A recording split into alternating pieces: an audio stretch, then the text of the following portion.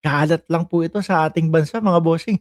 Dapat nga diyan kung sakali po na may biglang mag-low tide, biglang mag-low tide tapos biglang may umusbong na bagong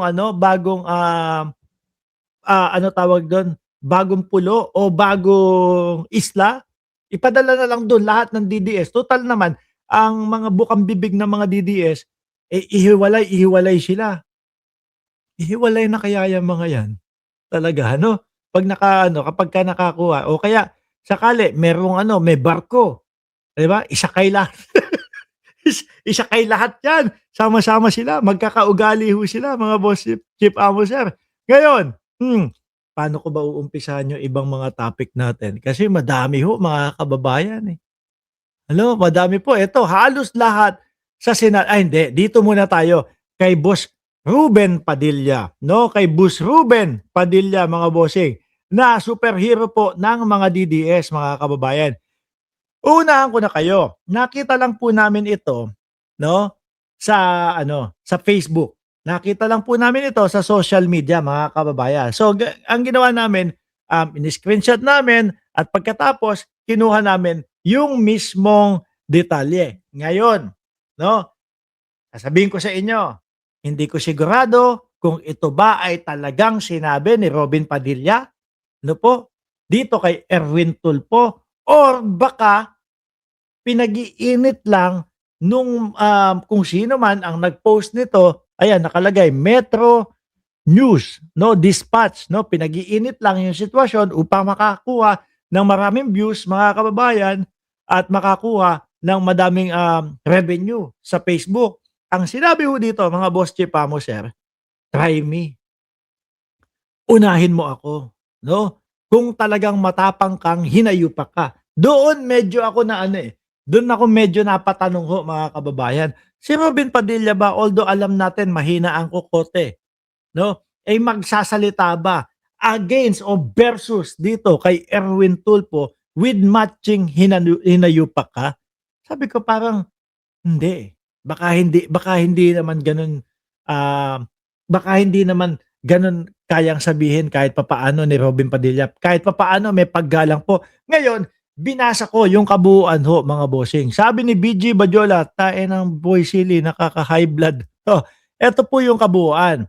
Metro News Dispatch, June 6. At alam naman po natin mga boss chief amo, sir, na ito pong si Erwin Tulfo, mga boss chief amo, sir, ay nagbitiw ng salita, nagbitiw ng salita na kapagka kayo ay nag-hearing ulit, ipapadampot ko kayo, ipapahuli ko kayo, 'no? Yun po ay rekta, kumbaga walang pangalan pero rekta na sinasabi po doon sa, kaila Marcoleta. Ano po, Marcoleta, Alan Peter Cayetano. Ngayon eto, ang sinasabing sagot ni Robin Padilla itong channel na ito, Metro News Dispatch, kukwelyuhan. O yan, sabi ni Sir Chris Angel.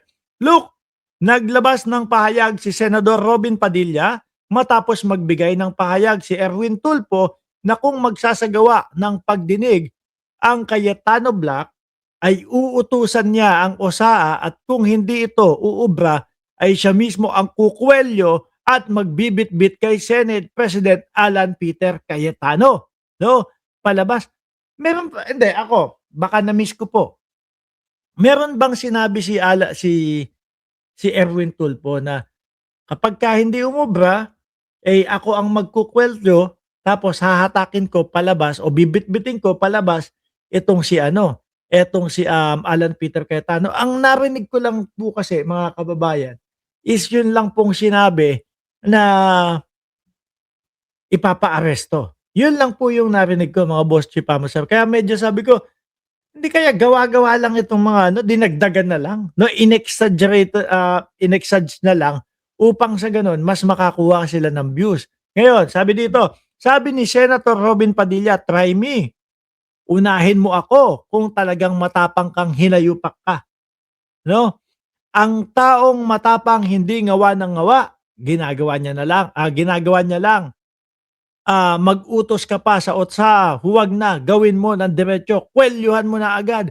Tapos isama mo ako, 'no? Dahil kung magpatawag man ng hearing ulit, Si SP Cayetano, tiyak, 100% dadalo ako. Sabi, dito po ayan, sabi nung Metro News na galing daw po kay Robin Padilla. Parang eksad siya, no? Parang hindi gano'n katotoo. Alam niyo, sabi ko nga po sa inyo, kahit nahihinaan ako sa kokote, ni Robin Padilla po, tingin ko naman mga kababayan, hindi naman ganyan ka-exaggerated magsasalita si Robin Padilla dahil yung tao na yun kahit papaano kasama niya sa Senado, yang si Erwin Tulfo, mahihiya at kahit papaano may respeto naman po. Kasi tayo mga kababayan, hindi tayo gagawa ng mga issue, hindi tayo gagawa ng mga eksena or whatever na magdadagdag tayo para lang po tumaas ang views at para lang po dayuhin tayo ng mga manonood dito. Wag, kapag ka ganyan, yung saktuhan lang. Dahil kapag ka, pagka, pinatulan, pagka kinasuhan, ano ang sasabihin ninyo? Public apology. Tapos sasabihin ninyo, gusto ko lang naman po tumaas ang views. Gusto ko lang naman po na mag-viral yung aking ipinopost. Maging ano tayo, maging responsable ho tayo. 'Di ba? 'Di ba? Yung saktuhan lang po, mga kababayan. Yung mga clickbait, yung mga ganyan, okay, nangyayari at ginagawa 'yan, 'no, sa mga social media. Pero yung mga ganito na talagang mga exclamation point at pinapaano, pinapamukha nyo doon sa mga manonood ninyo at doon sa mga nagbabasa ng inyong mga isinusulat na talagang yan yung sinabi tapos hindi naman pala, baka makasuhan kayo diyan. Kaya sabi ko nga 'no, mainit ang Senado ho mga kababayan. Uncle P TV, mainit ang Senado ngayon mga Boss Chief Amo Sir, pero 'wag naman nating dagdagan. Lumagay lang tayo doon sa mga totoong nangyayari. Kagaya nung kay Erwin Tulfo, sinabi niya naman talaga 'yan, subukan ninyo na subukan ninyo na mag-hearing-hearing diyan. Ipapa-aresto ko kayo, yoon. Pero yung mga, ganito, dagdag, tapos sasabihin pa hinayupak, parang ano, parang, mahirap paniwalaan. Sabi ni Ma'am Neng Gigi, puwede rin totoong sinabi ni Robin 'yan. 'Di ba nga nasabi niya dati, na magpasunog siya at amoy Duterte siya. Oo, 'no, pero ano, wala talaga akong narinig na ganito, Hindi ko narinig, Ano po, baka na-miss ko lang o lumagpas sa aking tenga, mga kababayan. Ngayon, peanut gallery. Puntahan muna natin yung peanut gallery tapos bumalik tayo diyan sa Senado. Franco Mabanta ho, mga kababayan. Si Franco Mabanta nung isang, siguro may 2 linggo o 3 linggo makalipas, mga Boss Chief Amo Sir, ay, naaresto. Ano po, naaresto dahil daw po, nangingikel